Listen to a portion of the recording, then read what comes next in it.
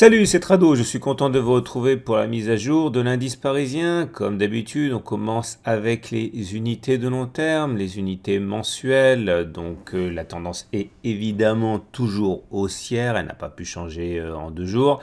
Nous avons un nuage qui est ascendant, au-dessus duquel nous évoluons, et nous sommes également au-dessus de la moyenne mobile à 20 mois, soutenu par une zone de support importante ici, en noir, qui est la zone des 5070.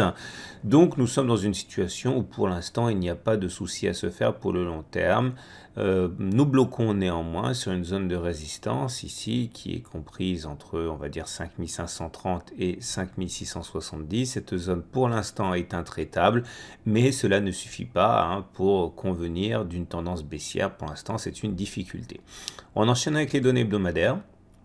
Et ces données hebdomadaires ne sont pas baissières non plus, elles sont plutôt neutres. Vous voyez, le nuage n'est pas ascendant, il est plutôt à plat comme ça. Et nous sommes en dessous d'une moyenne mobile à 20 mois qui monte, ce qui est symptomatique d'une tendance qui est neutre. On retrouve notre zone rouge en fait qui est grise ici et qui est plus précisément comprise entre 5530 et 5650 à peu près. Et nous sommes toujours sous l'effet d'une vague de Wolf qui n'a toujours pas été invalidée. 1, 2, 3, 4, 5, avec objectif final la possibilité d'aller chercher un contact avec la ligne 1, 4, 6 et au moins un objectif intermédiaire correspondant au niveau du point 4 vers les 5080 qui comme par hasard correspondrait à cette zone de support très importante ici. Je vous rappelle que si vous voulez avoir mes points d'entrée pour le moyen et les long terme pour les actions, etc. Ça figure dans la vidéo du week-end. Donc pour l'instant, rien ne garantit que l'on a jusqu'à 5100, mais en tout cas, c'est un objectif qui est clairement indiqué par la vague de Wolf et il faut le savoir si vous décidez d'acheter maintenant. Et je vous rappelle qu'on est toujours en tendance neutre. Alors les données journalières, c'est le moment de faire un petit point sur l'actualité du jour. Et cette actualité du jour est plutôt, on va dire, sage, pas d'escalade, bien au contraire. On sait que des membres des sous-secrétaires américains et chinois vont se rencontrer pour essayer de désamorcer la crise. De l'autre côté, le Qatar a dit qu'il garantissait l'accès de la Turquie à des devises, ce qui a permis de stabiliser un petit peu la livre turque et de redonner un petit peu d'air au marché. Même le Mexique s'enthousiasme de la possibilité d'avoir un accord avec M. Trump dans le cadre de l'ALENA, de l'accord de libre-échange nord-américain. Bon, on avait envie de souffler et on souffle, donc tout va pour le mieux pour l'instant. Revenons à notre graphe typiquement chartiste pour faire le point sur cette analyse. Vous avez bien vu, on en a beaucoup parlé, on a une zone ici en orange, c'est une zone de support entre 5245 et 5320. On a dit qu'un rebond était engagé, c'est visible de toute manière, il est engagé clairement. Nous avons des difficultés, nous ne sommes pas repartis comme en l'an 40, a priori il faudrait quand même se débarrasser d'obstacles majeurs, notamment la zone de résistance ici en gris, c'est à 5447. Nous avons quelque chose qui est intermédiaire ici, qui est également une zone de résistance. Tout ça, c'est une zone de résistance. Ah non, je l'ai mal tracé. Ici, c'est une zone de résistance. Vous voyez, c'était une zone qui a fait support.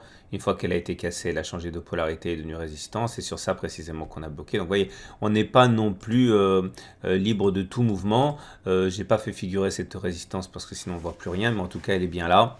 Et pour l'instant, on va dire ce n'est qu'un rebond technique. Et tant qu'on n'aura pas franchi ces résistances, il ne faudra pas non plus être trop exigeant. Là, les chandeliers du jour sont encourageants, on va dire, puisque bon, on a eu un ramier haussier ici. Je voulais un 3 inside up pour fortifier un peu mes convictions. On a juste eu une bougie avec une longue mèche basse qui a permis de marquer la zone de support. C'est pas aussi bien qu'un 3 inside up, mais bon, l'esprit est là. Et donc du coup, aujourd'hui, on a une bougie, mais cette bougie qui nous permet de gagner 0,7% et qui en séance nous a fait gagner presque 1%, ne doit pas non plus être exagéré dans sa portée, parce que ce que ne dit pas la clôture du cours 0,65% et que dit le chandelier japonais, c'est qu'on termine quand même dans le milieu de la bougie du jour, c'est-à-dire qu'on est dans le tiers neutre, c'est-à-dire que globalement on est à l'équilibre, on va dire, entre les forces acheteuses et vendeuses, hein. Donc c'est pas une belle bougie, c'est une bougie plutôt neutre, et encore une fois, hein, les 0,65% au compteur ne le disent pas forcément. Également les indicateurs techniques, naturellement.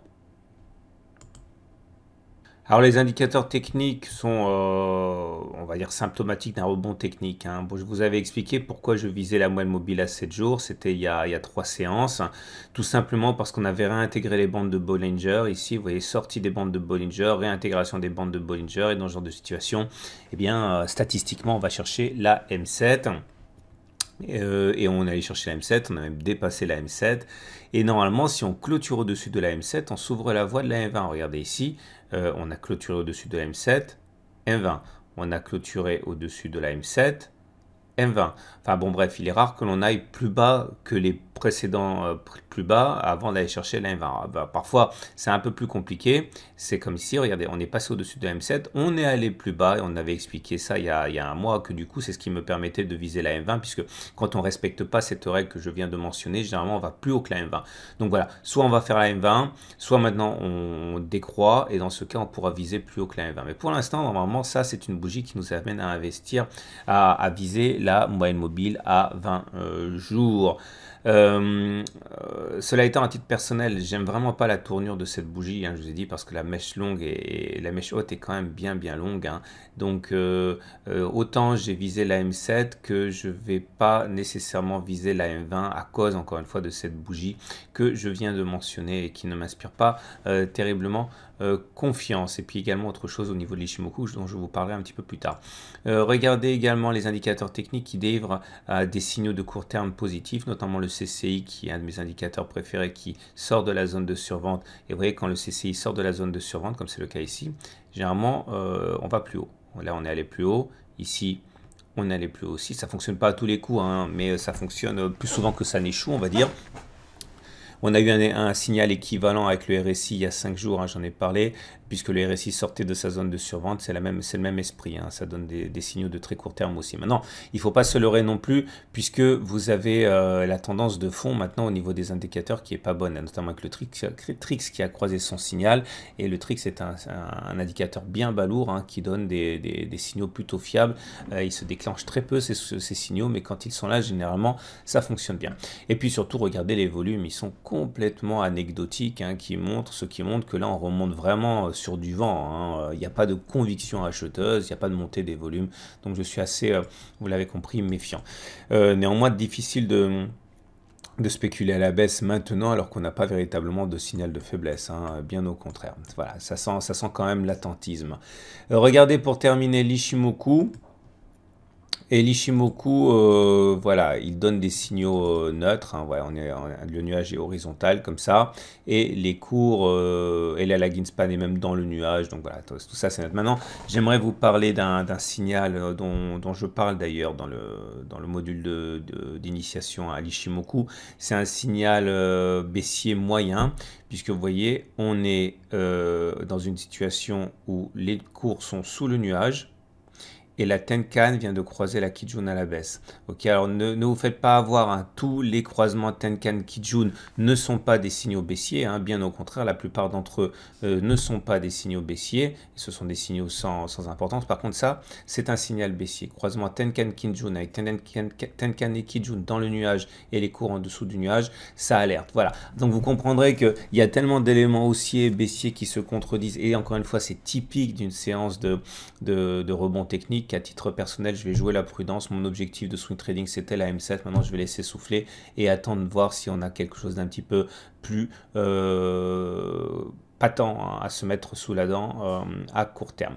Voilà, maintenant, ça n'empêche absolument pas de faire du trading en intraday, mais ça, c'est encore une fois pour ceux qui ont la chance, comme moi, de pouvoir y consacrer toute la journée. C'est pas pour ceux qui n'ont pas le nez devant leur écran. Et voilà ce que moi je vous propose pour la séance de mardi. Au-dessus de 5397, je vise 5413.